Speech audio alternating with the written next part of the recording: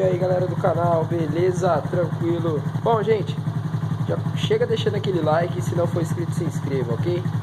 Bom, um inscrito perguntou esses dias atrás se a minha pop ela fazia barulho de comando, né, de válvula, quando ela ligava, dava a primeira ligada do dia, cara. E a minha faz sim. Deixa eu ver aqui se consigo mostrar pra vocês.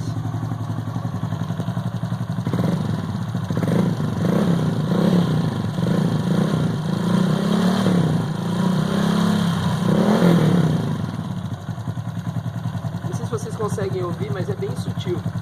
E cara, isso particularmente é normal, viu? A primeira ligada do dia, quando ela tá fria, ela geralmente faz esse barulho, mas depois que esquenta, fica tranquilo. Então relaxa, velho. Isso aí é normal mesmo da moto e não tem problema nenhum. Às vezes isso é uma característica do motor, ok?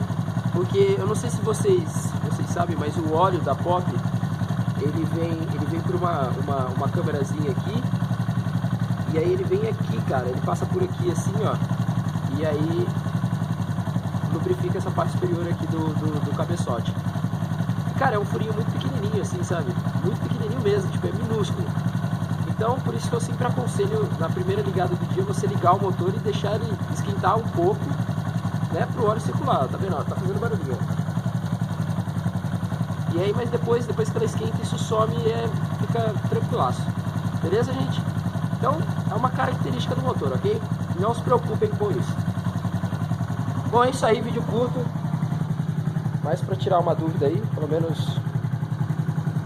espero que tenha ajudado. Gente, se tem mais alguma dúvida, deixa nos comentários aqui que eu vou fazer esses videozinhos pequenos tentando explicar, ok? Tamo junto, valeu, gente. Falou!